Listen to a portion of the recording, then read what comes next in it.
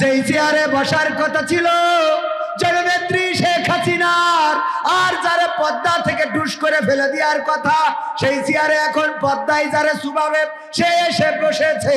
আর যেখানে কাদের কাকার থাকার কথা ওখানে আবার খালেদা জিয়া এসে বসেছে। বলেন ঠিক কিনা? এখন নিজের চেয়ার দেখলে কষ্ট লাগে না? লাগে না? সুতরাং এই চেয়ারের বড়াই থাকবে না, রূপের বড়াই থাকবে না, শক্তির বড়াই থাকবে না, সব অহংকার মাটির সাথে মিশিয়ে দেবেন কে? সেই আল্লাহর জন্য নিবেদিত প্রাণ যদি হতে পারি, সেই আল্লাহর জন্য যদি নিজেদেরকে সঁপে দিতে পারি, তবেই কল্যাণ, তবেই মুক্তি। আর আল্লাহর জন্য যদি সঁপে দিতে না পারি, তাইলে নিজের দেশ তো দূরের কথা, দাদার দেশেও শান্তি থাকবে? কথা কয় না? থাকবে? ক্ষমতার বড়াই চিরদিন থাকে, চেহারার বড়াই চিরদিন থাকে, শক্তির বড়াই চিরদিন থাকে না। সব বড়াই, সব অহংকার একদিন চূর্ণ বিচূর্ণ হয়ে যায়। কিসের 41 সাল? আল্লাহ যদি না চান 31 সালও জীবনে আসে না। ঠিক না ঠিক? এই জন্য আমি মনসুর ভাইয়ের গানটা সুন্দর করে কনভার্ট করে বলেছি, ক্ষমতায় কেউ স্থায়ী হয় না, হোক না সে হাসিনা কি বারে না, সে আরটা চিরকাল থাকে না। ক্ষমতায় কেউ স্থায়ী হয় না, মুজিবুর বেশি দিন থাকেনি, জিয়াউর কেউ তো রাখেনি। মুজিবুর বেশি দিন থাকেনি, জিয়াউর কেউ তো রাখেনি। এরশাদ চলে গেছে পৃথিবী ছেড়ে, এরশাদ চলে গেছে পৃথিবী ছেড়ে, কেউ আজ তার কথা কয় না। ক্ষমতায় কেউ স্থায়ী হয় না, হোক না সে হাসিনা কি বারে না, সে আরটা চিরকাল থাকে না। ক্ষমতায় কেউ স্থায়ী হয় না। হাসিনা ক্ষমতা ধরে রাখতে আয়না ঘর বানিয়েছিল, জনগণের রোশানলে দাদার দেশে পালিয়ে গেল। হাসিনা ক্ষমতা ধরে রাখতে আয়না ঘর বানিয়েছিল, জনগণের রোশানলে দাদার দেশে পালিয়ে গেল। ডিবি হারুনের পাশে আর, ডিবি হারুনের পাশে আর পরিমণিদের দেখা যায় না। ক্ষমতায় কেউ স্থায়ী হয় না, হোক না সে হাসিনা কি বারে না, সে আরটা চিরকাল থাকে। নমরুদের এই চেয়ার চিরকাল ছিল না, ফেরাউনের ছিল না, আবু জাহেলেরও ছিল না, আব্রাহার ছিল না, আব্দুল্লাহ বিন উবাইয়ের ছিল না। সুতরাং বাংলার জমিন শুধু নয়, এই দুনিয়ার জমিনে তাদের উত্তরসূরি যারা থাকবে তাদের চেয়ারটাও চিরকাল থাকবে। কিন্তু যারা আল্লাহর জন্য নিবেদিত প্রাণ হয়, আল্লাহর জন্য যারা নিজেদেরকে সঁপে দেয়, তাদের কোনো দুঃখ থাকে না, ভয় থাকে না, দুশ্চিন্তা থাকে না, তাদেরকে দেশ থেকে পালানো লাগে না। যারা বলল 71-এর রাজাকার এই মুহূর্তে বাংলা ছাড়, সেই রাজাকাররা এখন ইউনূসের সাথে সেলফি তোলে। আর যারা বলল আমার বাবার দেশ, তারা আবার দাদার কাছে চলে গেল। বলেন ঠিক কিনা? সাহস নিয়ে দাঁড়িয়েছ তাই মুক্ত হয়েছে জমিন, সাহস করে দাঁড়ালে আর একবার কায়েম হয়ে যাবে দিন। নয় নয় নয় আর কোনো ভয়, আনতে হবে দিনের বিজয়। নয় নয় নয় আর কোনো ভয়, আনতে হবে দিনের বিজয়, দিনের বিজয়। যারা ভেবেছিল ছাড়বে না আর ক্ষমতার ওই মাসনদ, দেখেছে তারা রবের পাকড়াও কি করে করে নাস্তানাবুদ।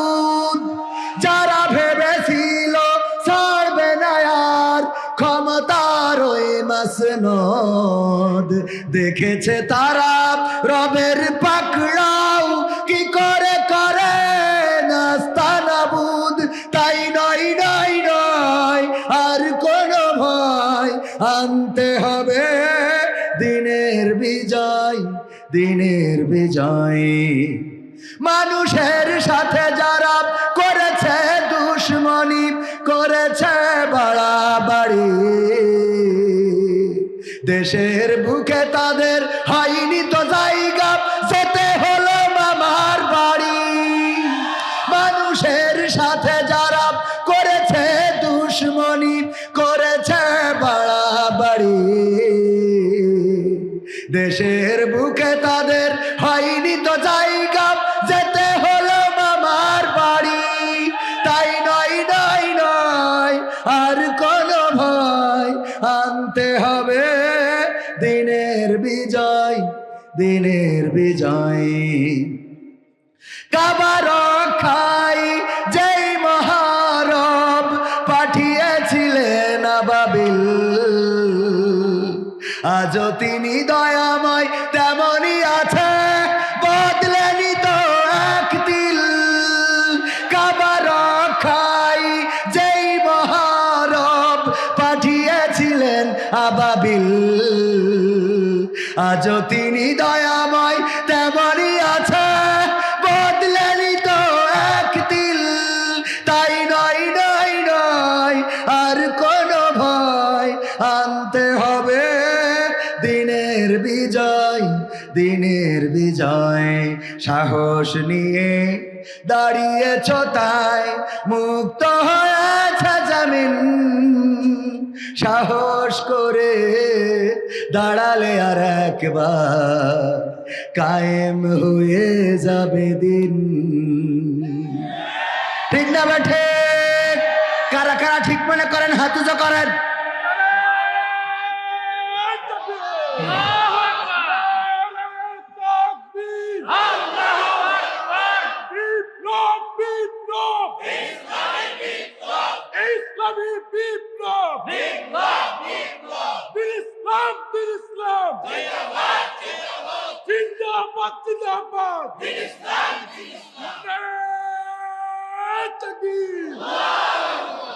সম্মানিত ভাইয়েরা আমরা মাহফিল শুরু করা যায় ঠিক না পোস্টার করে শুরু করব খেলা হবে ইনশা আমি তো যেহেতু বিশেষ আকর্ষণ ঠিক না আকর্ষণ যেহেতু ওয়াজ করার দরকার নেই আজকে খালি আকর্ষণ চলবে পালাবো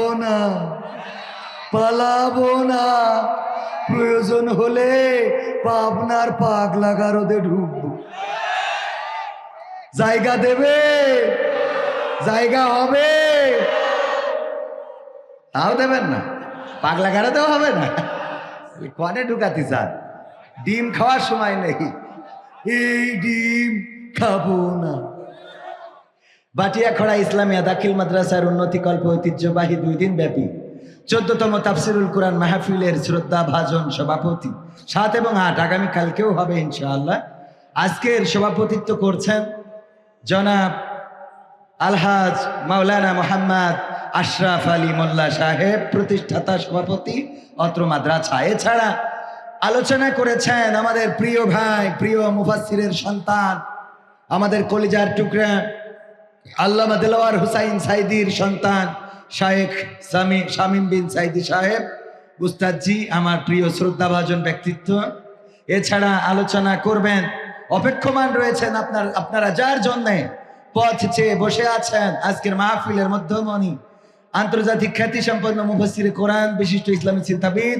হযরত মাওলানা মুফতি আবুল বাশার জিহাদি সাহেব এবং আরো অন্যান্য উলামায়ে কেরামগণ আলোচনা করেছেন প্রধান অতিথি হিসেবে এসেছিলেন আলহাজ ডাক্তার আব্দুল বাসেত খান যিনি বাংলাদেশ জামাত ইসলামের কেন্দ্রীয় মজলিসের শুরা সদস্য ও জেলা কর্ম পরিষদ সদস্য উপস্থিত আছেন আমার ডানে বামে অত্যন্ত গণ্যমান্য ব্যক্তিবর্গ যাদের জুতা বহন করার যোগ্যতা আমার মতো অধমের এখনো হয় নাই আমার সামনে উপবিষ্ট আছেন অনেক উলামায়ে কেরাম অনেক মাদ্রাসার মুহতামিম কোরআনের হাফেজ মাদ্রাসার মুহাদ্দিস আমার আমি যাদের জুতা জোড়াটা যদি একটু ঘুরিয়ে সোজা করে দিতে পারতাম নিজেকে ধন্য মনে করতাম। এমন অনেক আলেম আছেন যাদেরকে সামনে বসিয়ে বেআদবের মতো কথা বলি, আল্লাহ যেন আমার এই অনিচ্ছাকৃত ত্রুটি ক্ষমা করে দেন। উপস্থিত আছেন পর্দার অন্তরালে মা এবং বোনেরা, সবাইকে অন্তরস্থল থেকে আনুষ্ঠানিকভাবে সালাম জানাচ্ছি, আসসালামু আলাইকুম ওয়া রাহমাতুল্লাহি ওয়া বারাকাতুহু। আল্লাহর শুকরিয়া আদায় করছি যে মহান রব দয়া করে মায়া করে আমাদেরকে মানুষ হিসাবে সৃষ্টি করেছেন, আমাদের এই বাংলাদেশের ভূখণ্ডে জন্মগ্রহণ করিয়েছেন। পাবনার মাটি ইসলামের ঘাঁটি, যে যায় পাবনা তার নেই ভাবনা, ঠিক না বে ঠিক? পাবনার একদিকে কৃতি সন্তান শহীদ হয়েছে মতিউর রহমান নিজামী সাহেব, আবার অপর দিকে সরকার চলে গেল, প্রেসিডেন্ট পাবনার সন্তান। এখনো ঠিক আছে, কথা কয় না, আছে না নাই? আপনারা গর্বিত আর গর্ভবতী যাই হন, কোনো অসুবিধা নাই। অসুবিধা আছে তো যা হন, অসুবিধা নাই। সম্মানিত ভাইয়েরা আমার, 5 তারিখের পরে আল্লাহ রাব্বুল আলামিন উন্মুক্ত ময়দান আমাদের করে দিয়েছেন, এখানে আসার বসার তৌফিক দিয়েছেন। যেই সময় আমরা এখানে বসেছি সেই সময় পাগলা গারদে অনেকেই গান গাচ্ছে, সেই সময় হাসপাতালে অনেকের অক্সিজেন দিতে হচ্ছে, কারো একটু রক্তের দরকার, কারো একটু অ্যাম্বুলেন্সের দরকার। যে আল্লাহ সব রকম ব্যস্ততাকে উপেক্ষা করে এখানে আসার বসার তৌফিক দান করেছেন, সেই রবের শুকরিয়া আদায় করে বলছি আলহামদুলিল্লাহ। আল্লাহর শুকরিয়া আদায় করতে কার্পণ্য করা যাবে? কার্পণ্য করা যাবে না। আল্লাহর শুকরিয়া আদায় করলে নিয়ামত বাড়িয়ে দেন, বলেন সুবহানাল্লাহ। শুকরিয়া করে যারা নিয়ামত প্রাপ্ত হয় তারা। সুতরাং বিপদে থাকেন, মুসিবতে থাকেন, শুকরিয়া আদায় করবেন কার? আল্লাহ দেখবেন যে মনের আত্মতৃপ্তি বাড়িয়ে দিচ্ছে। কি তৃপ্তি বাড়িয়ে দিচ্ছে?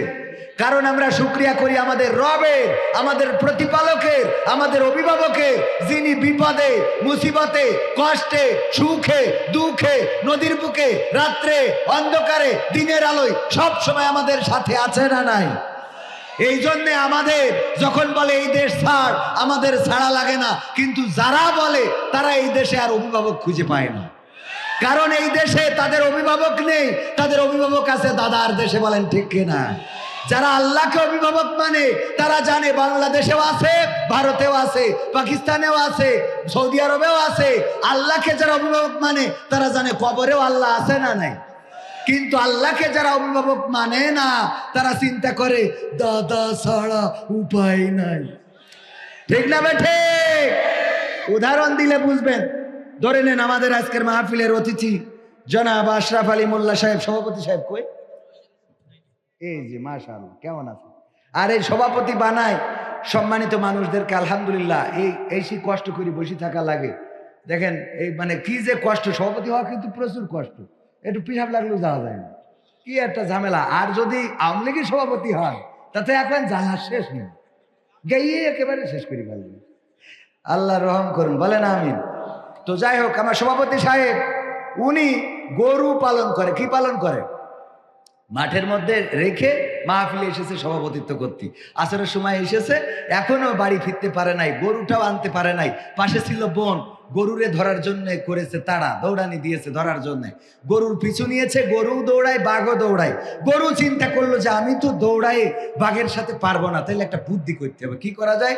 তো আশেপাশে দেখলো যে একটা নরম ক্ষেত, কাদাওয়ালা ক্ষেত, এর মধ্যে দিয়েছে লাফ। এই যে এখানে আসতে যে পানি দেখালো আমার ভাই, তো এর মধ্যে দিয়েছে লাফ। গরুর 4 হাত পা কাদার মধ্যে পুঁতে গেছে। বাঘ ওরে ধরার জন্য যখন লাফ দিয়েছে, বাঘের দৌড়ের গতি ছিল গরুর থেকে বেশি, এই জন্য 3 হাত সামনে যেয়ে পড়েছে। তো পড়ার পরে বাঘও গাড়ি গেছে কাদার মধ্যে, গরুও গাড়ি গেছে। এবার সেবা করি চেষ্টা করলো যে কি করি বের হওয়া যায়, কিন্তু ও কোনো পালি বের হতে পারলো না।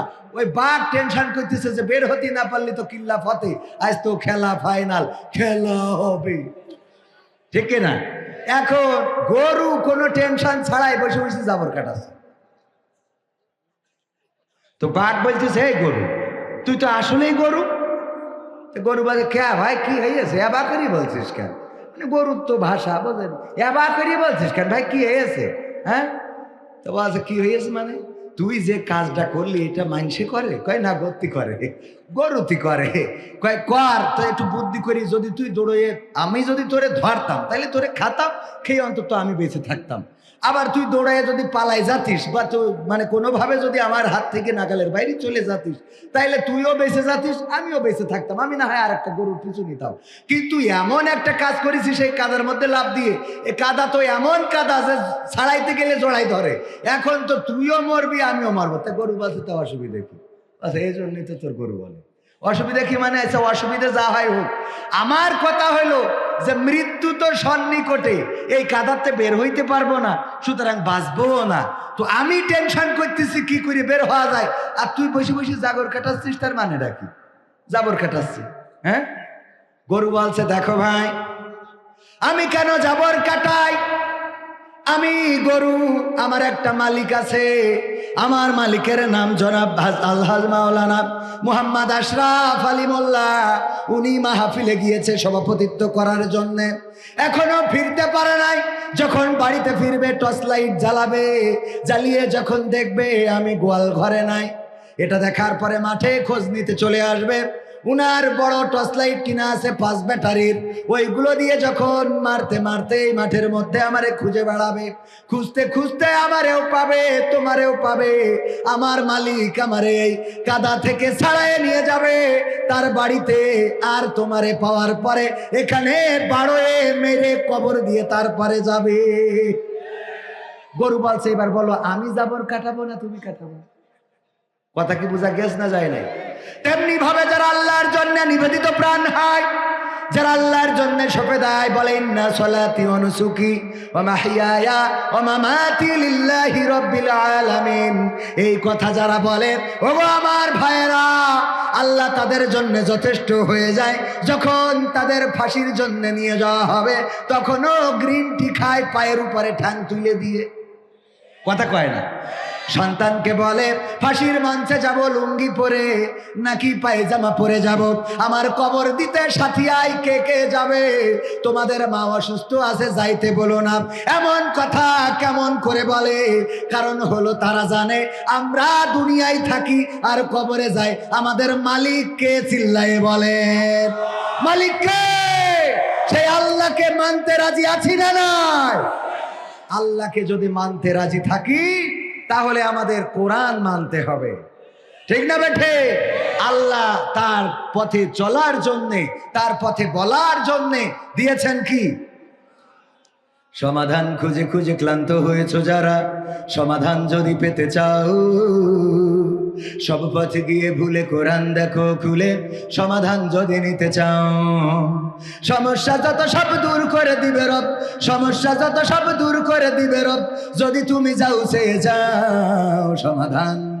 সমাধান খুঁজে খুঁজে ক্লান্ত হয়েছো যারা, সমাধান যদি পেতে চাও, সব পথে গিয়ে ভুলে কোরআন দেখো খুলে, সমাধান যদি নিতে চাও। কোরআন ধরি না বলে, কোরআন পড়ি না বলে চারিদিকে হই লাঞ্ছিত, কোরআন জানি না বলে, কোরআন মানি না বলে সব অধিকার বঞ্চিত। কোরআন ধরি না বলে, কোরআন পড়ি না বলে চারিদিকে হই লাঞ্ছিত, কোরআন জানি না বলে, কোরআন মানি না বলে সব অধিকার বঞ্চিত। মরিচিকার পিছে না ঘুরে মিছে মিছে, মরিচিকার পিছে না ঘুরে মিছে মিছে, কোরআনটা খুলে দেখে না সমাধান। সমাধান খুঁজে খুঁজে ক্লান্ত হয়েছো যারা, সমাধান যদি পেতে চাও, সব পথে গিয়ে ভুলে কোরআন দেখো খুলে, সমাধান যদি নিতে চাও। কোরআনেই বলা আছে কোন পথে চলবে, কোন পথে মিলবে মুক্তি, কোরআনেই লেখা আছে কোন পথে শান্তি, কোন পথে আসবে শক্তি। কোরআনেই বলা আছে কোন পথে চলবে, কোন পথে মিলবে মুক্তি, কোরআনেই লেখা আছে কোন পথে শান্তি, কোন পথে আসবে শক্তি। আলে আর আলোয় প্রতারিত না হয়ে, আলে আর আলোয় প্রতারিত না হয়ে, কোরআনটা খুলে দেখে না সমাধান। সমাধান খুঁজে খুঁজে ক্লান্ত হয়েছো যারা, সমাধান যদি পেতে চাও, সব পথে গিয়ে ভুলে কোরআন দেখো খুলে, সমাধান যদি নিতে চাও। কোরআনেই খুঁজে পাবে সংসার নীতি, আর কি হবে রাষ্ট্রের নীতি। কোরআনের আইন চললে দেশে দূর হবে সব দুর্নীতি। হবে? দূর হবে? কেমন করে দূর হবে? সংসদে যদি কোরআনের আইন কায়েম হয়ে যেত, তাহলে চোর চুরি করলে তার শাস্তি কি হতো? হাত কাটা। এখন যে সব চোরেরা পালাচ্ছে আর কিছু ধরা খাচ্ছে, এরা তো ঠিক না ঠিক? এই চোরগুলো এখন ধরা খাইলে ওদের কবজি যদি কাটা থাকতো, জীবনে যতই চট করিয়ে ঢুকুক, অন্তত এই হাত কাটা চোর রেখেও ভোট দিত। কথা কয় না, ভোট দিত। কবির বিন সামাদের যদি হাত কাটা থাকতো আর এসে যদি ওয়াজ করতাম, বাবারা কেউ চুরি করবানা করবানা গো, আপনারা বলতেন হুজুর আপনার হাতের এই অবস্থা কেন? আমি বলতাম আমার দেশে আখ কুশল গেন্ডারি যা বলেন আপনারা, এই কুশল লাগাইলো, সেই কুশল বাক মেশিনে ঢুকাতে দিছিল আমার আব্বা। আমি ঢুকাতি হঠাৎ করে ঘুম এসে যে হাতটা ঢুকে গেছিল, যাওয়ার পরে হাতও রসে গুড় হয়ে পাটালি হয়ে গেছে।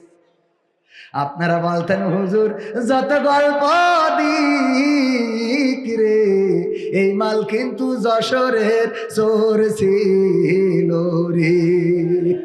ঠিক না বেঠে? সুতরাং হাত কাটা হুজুরির ওয়াজ চলতো। তার মানে আমি চুরি যদি করেও থাকি, ভাইয়ের আমার এখন ওয়াজ করে খাচ্ছি না, কিন্তু যদি আল্লাহর আইন কায়েম থাকতো, অন্তত আর যাই হোক ওয়াজ করে খাওয়া হতো না। ঠিক না বেঠে? ওয়াজ করে খাওয়া হতো। ভাইয়েরা আমার, এই জন্য এই চোরেদের হাত কাটার বিধান, এই কোরআনের বিধান কায়েম করার দরকার আছে না নাই?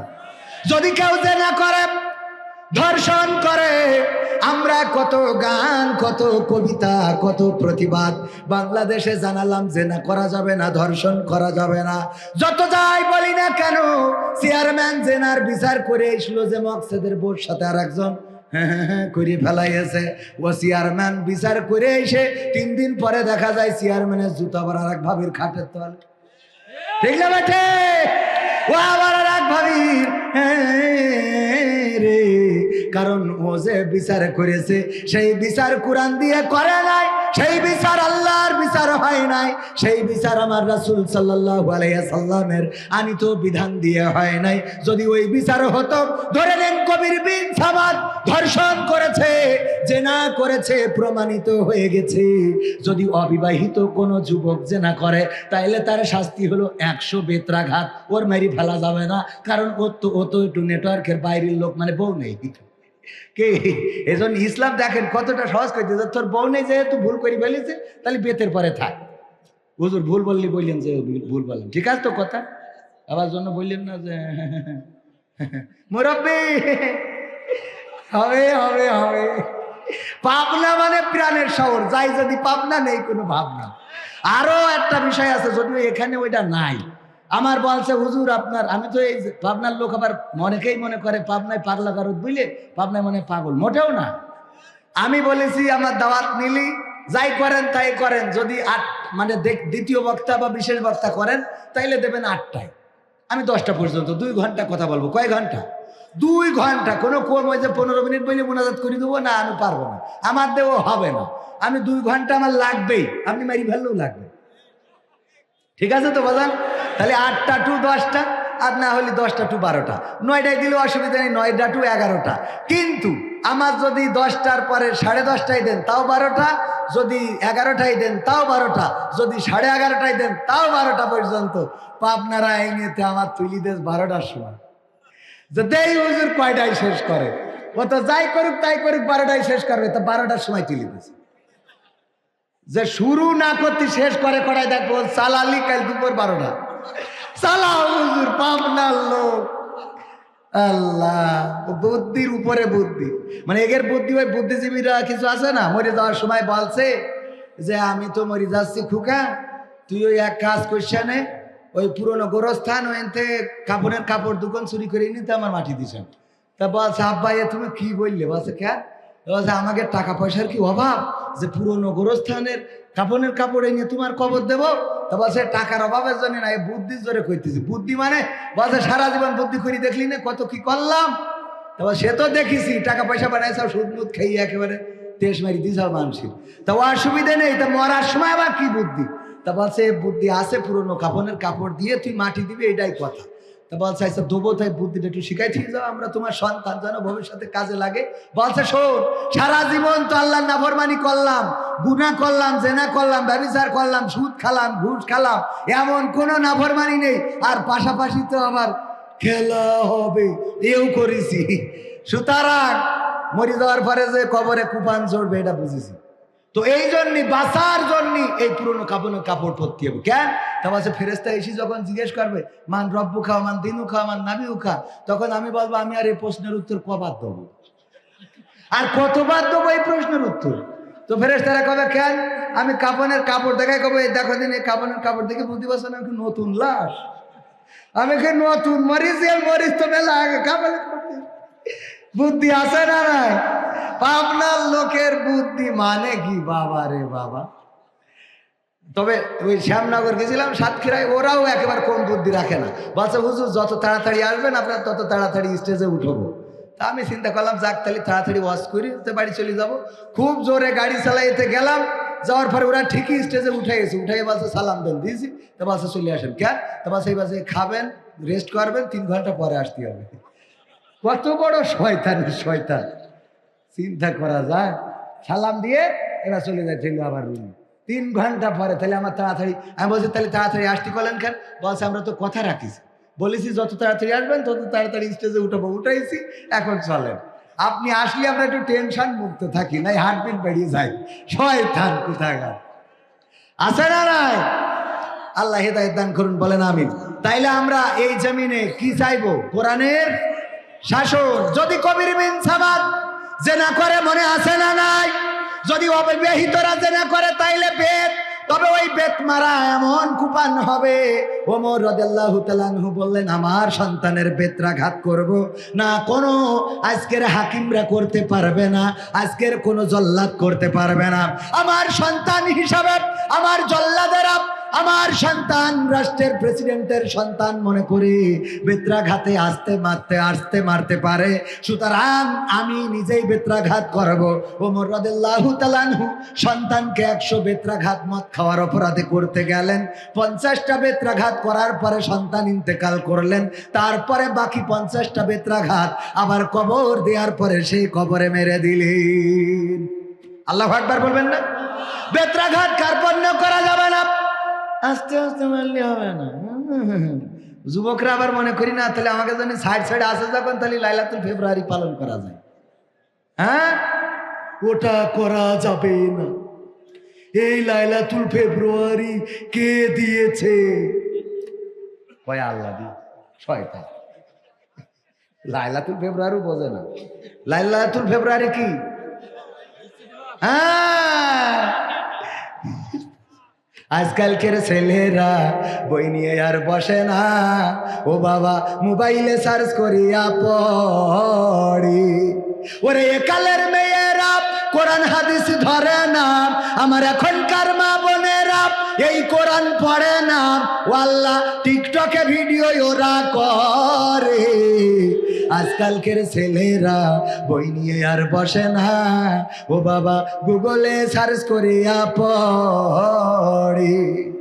আগের সময় প্রেম করিলে আমার সভাপতি আশরাফ আলী মোল্লা বলতো পাইছ কি, এখন বলে শখ করিয়া বাবু তুমি খাইছ কি?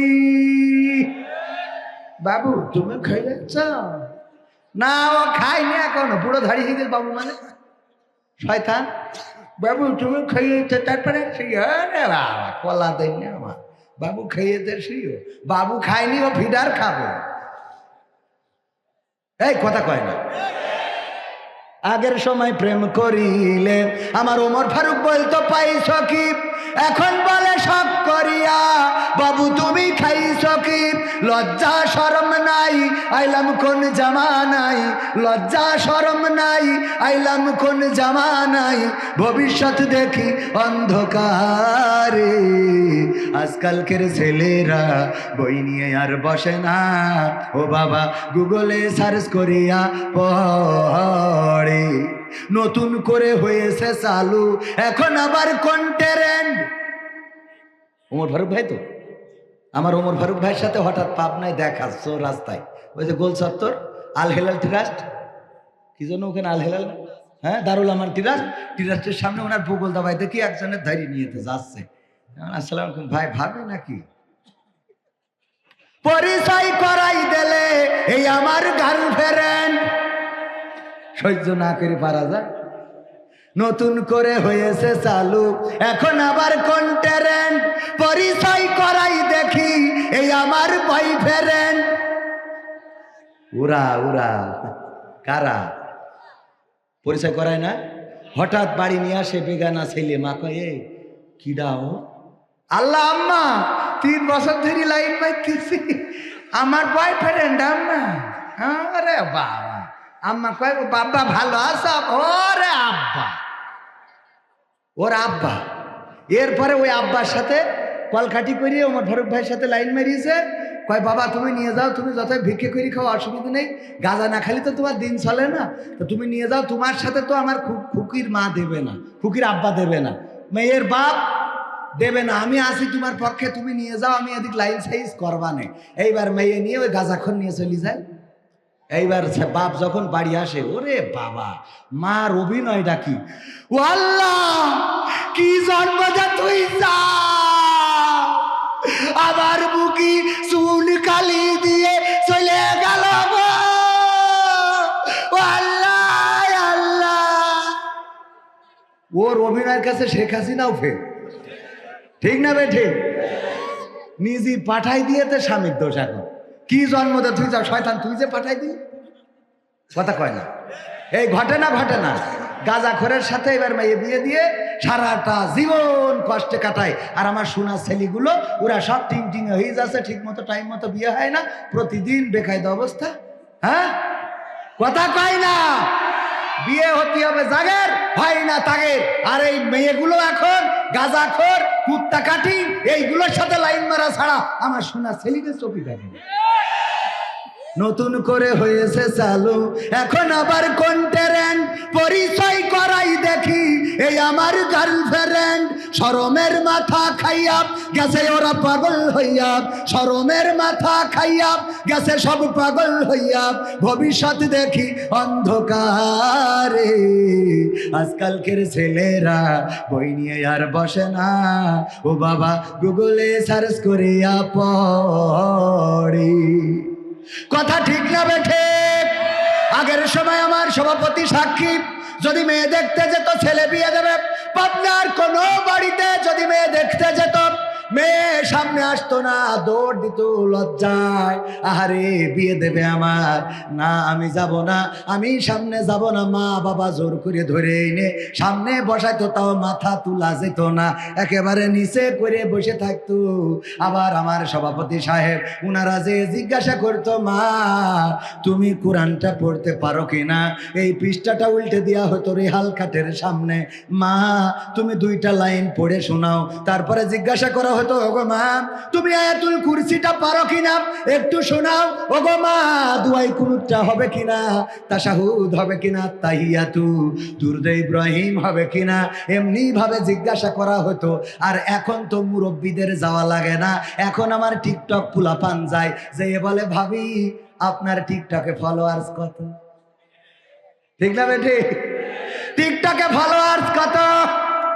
ফেসবুক মনিটাইজেশন করা আছে না? না ওর কুপানেজকে খাই গেছে, ধরা খাইছে না ওর কাছে। হ্যাঁ, ধরা খাই গেছে, লজ্জা পাচ্ছে। ওরে না, ওটা উদাহরণ দেওয়ার জন্য নাম বলেছি, ও অত শয়তান না। ঠিক আছে না শোনা? তাহলে কি এখন কি জিজ্ঞাসা করা হয়, তোমার ফেসবুক মনিটাইজেশন করা কিনা, তোমার ফেসবুক মনিটাইজেশন করা আছে কিনা, আর্নিং হয় কিনা। আবার নতুন উঠেছে, বিয়ের আগে বিয়ের পরে বউকে নিয়ে ফেসবুকে লাইভ করে, ভিডিও বানায়, টিকটক বানায়। পাবনার কোথায় কোন ক্যাফে হয়েছে, রেস্টুরেন্ট হয়েছে, কে হাঁসের খামার মুরগির খামার করেছে। স্বামী ক্যামেরা ধরে আর স্ত্রী ক্যামেরার সামনে থেকে বলে, হাই গাইস সবাই কেমন আছে, তোমাদের আমার পক্ষ থেকে। ওরে শয়তান! আর ওর স্বামী ধরে ক্যামেরা, ও কি মানুষ না শয়তান? মানুষ না প্লাস্টিক? ও ডাইরেক্ট প্লাস্টিক। কারণ ওর বউ আর হাই গাইস সবাই এসেছ, আমি ধন্য হয়েছি, তোমাদের পেলে সবাই জয়েন করেছো, তোমরা আমাদের আগের ভিডিও দেখে কমেন্ট করেছিলে, এই জন্য আবার নতুন করে অনুপ্রাণিত হয়ে আমার পাগল ক্যামেরা ধরেছে, আমি তোমাদের সামনে আছি। আমি আজকে তোমাদের সব দেখাবো। ওই দেখে ইরাজে ওকে স্বপ্ন দোষ হয়, এটা খেয়াল করিস? তোর বোর কনে নিয়ে গেছিস, কথা কয় না, এই ঠিক না বেঠে? আজ যদি দুই একটা সামনে আসে, ও যদি ক্যামেরার সামনে আসে তো বোর পিছনে থাকে, ক্যামেরার সামনে কিন্তু কনে থাকে, কথা কয় না, সত্য না মিথ্যা? এইগুলো করতেছে। যদি মুরব্বীরা বলেন বাবাজি এগুলো আবার কি বলতেছেন, এইগুলো বলছি কারণ আপনার নাত নিয়ে এই কাজ করতেছে, আপনি তো সৎকাই জারিয়া হিসেবে জাহান্নামে ডাইরেক্ট সিট কেটে দিয়ে দেবেন, ঠিক না ভাই? ঠিক। আজ এইগুলো চলতেছে, আপনার খারাপ লাগতে পারে, কিন্তু এই কাজগুলো আপনার নাতি করতেছে, আপনার চোখই বাঁধে না, কারণ আপনি বাটন ফোনও তো টিপতে পারেন না, কিন্তু আপনার যে জাহান্নামে টিপে থুয়ে দিয়েছে তা কিটা কবে, কথা কয় না? ও তো টিকিট ইয়ে করে থুয়ে দিয়েছে। আপনি যত ইবাদত বন্দেগী করেন ওই আমলিগির আমলের ওই সেই ইভিএম এ ভোট দেওয়ার মতো হবে। ওই ইভিএম মেশিনে ভোট দিলি, ও ধানের শীষে দিলেও নৌকা, দাড়িপাল্লায় দিলেও নৌকা, ঠিক না বে ঠিক?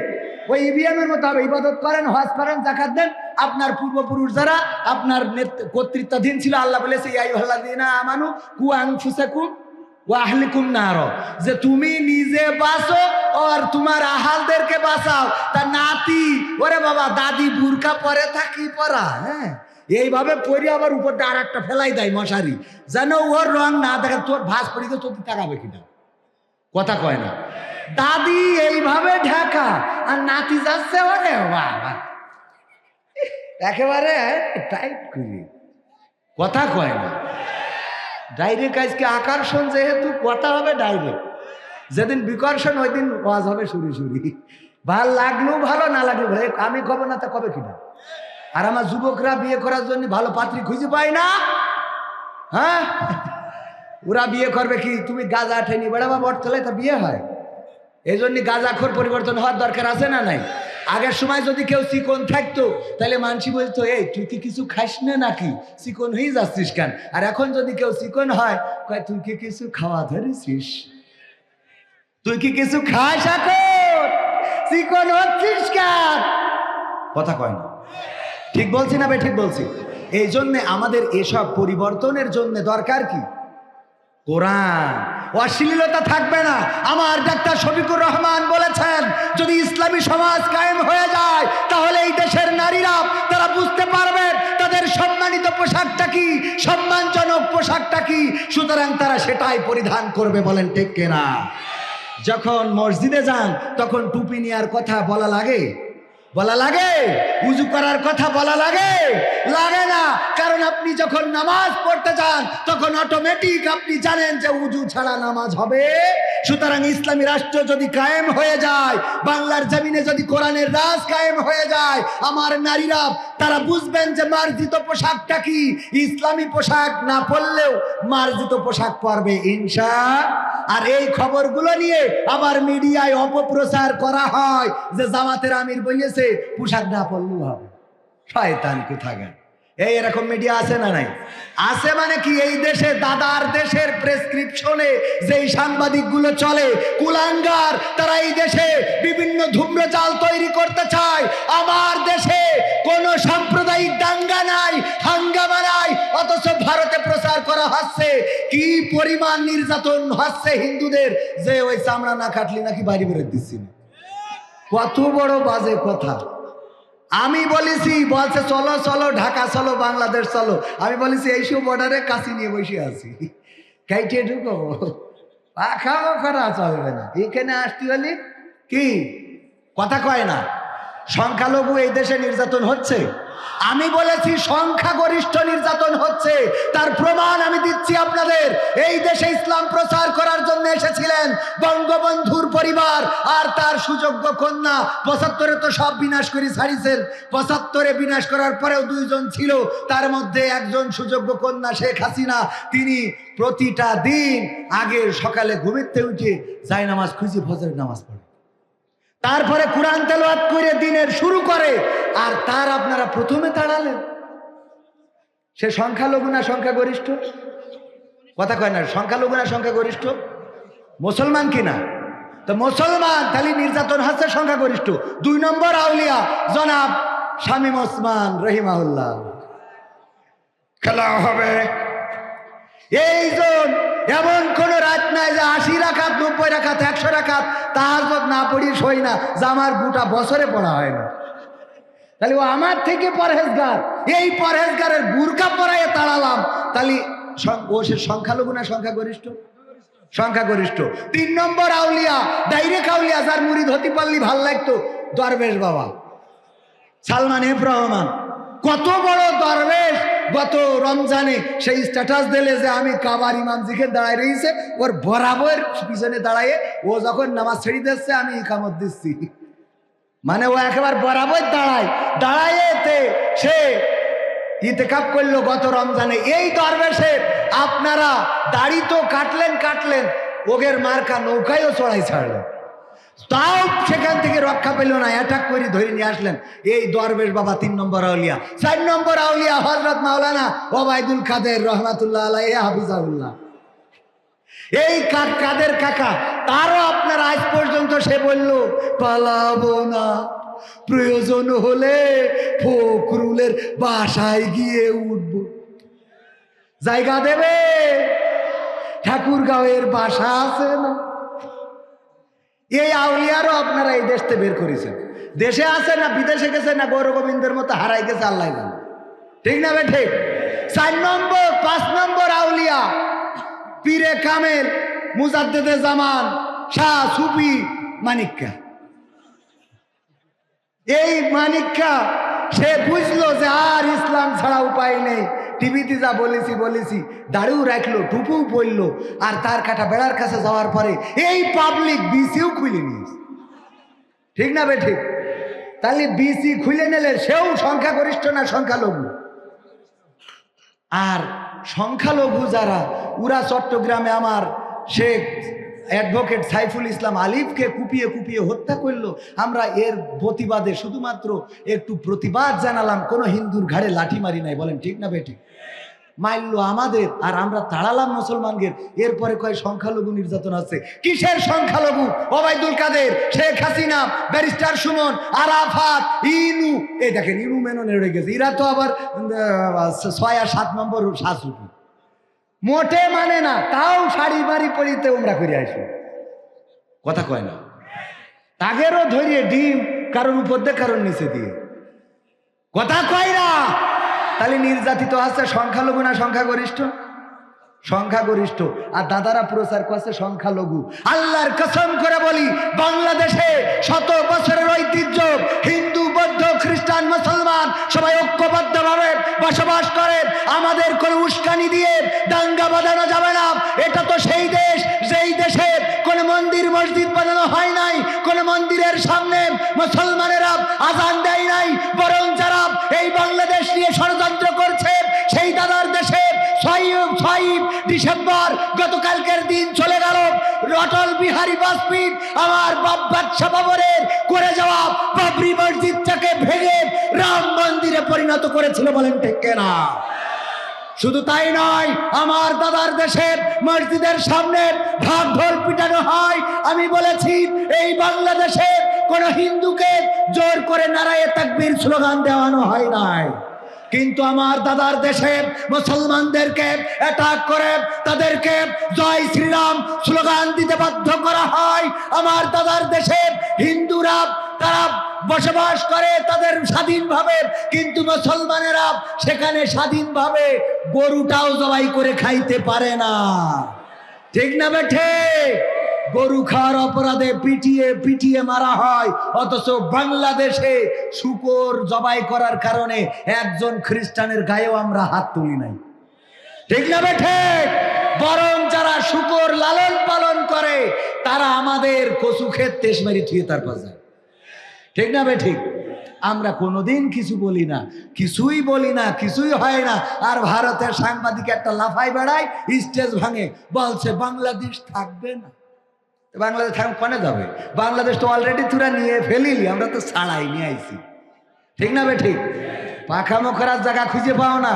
এই তাওহীদি জনতার বুকে রক্ত থাকতে, জীবন থাকতে, হৃদস্পন্দন থাকতে, যতক্ষণ পর্যন্ত কথা বলার শক্তি থাকবে, চলার শক্তি থাকবে, দেখার শক্তি থাকবে, আল্লাহর কসম করে বলি এই বাংলাদেশে দাদাদের প্রভুত্ব কায়েম হবে না। এই বাংলাদেশ আল্লাহর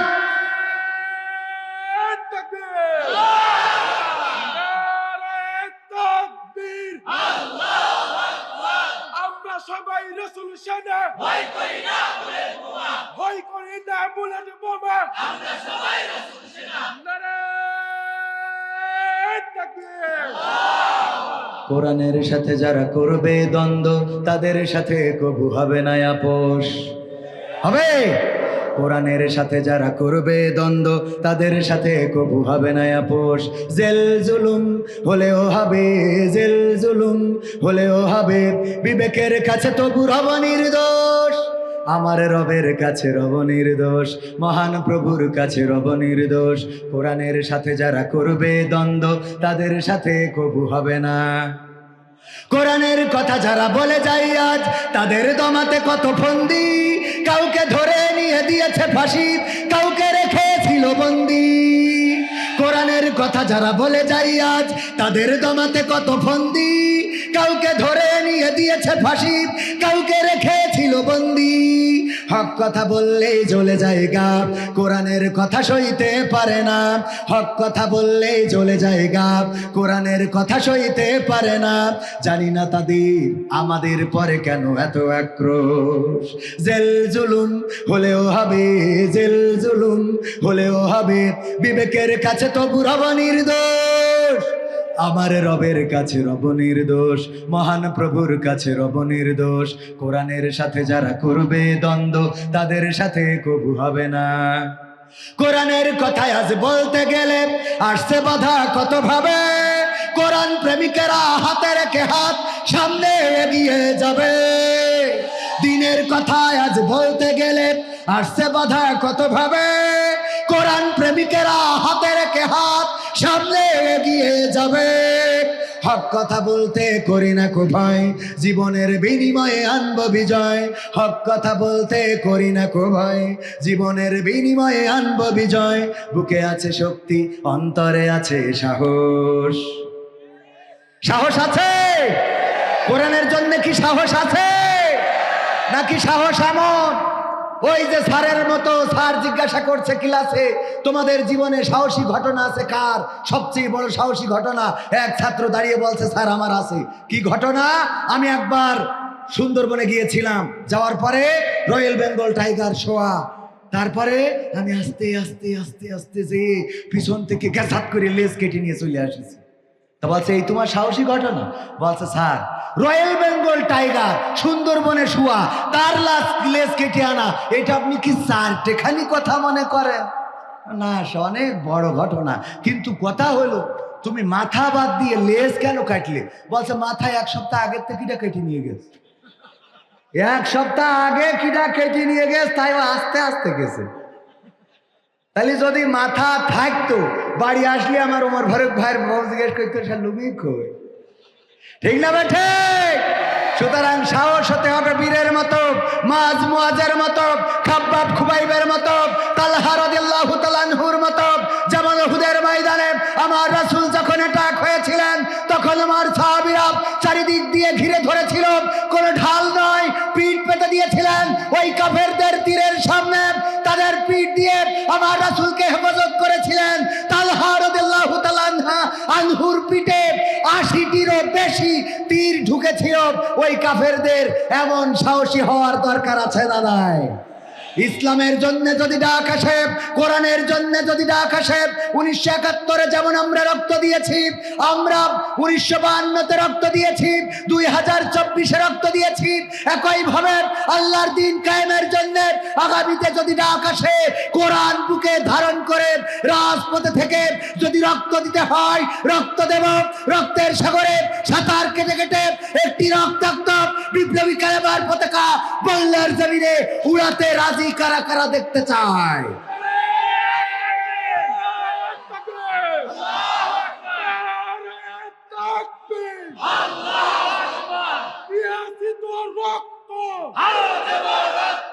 রক্তের বন্যায় নারায়ে তাকবীর। সম্মানিত ভাইরা আমার, রক্ত দেওয়া সহজ না কঠিন? কেউ যদি এক ব্যাগ রক্ত চায় আর যদি বলে না এক ব্যাগ রক্ত তোমার দিয়া লাগবে না, মুমূর্ষ মানুষটার জন্য 500টা টাকা দাও, দেবেন কোনটা? দেবেন কোনটা?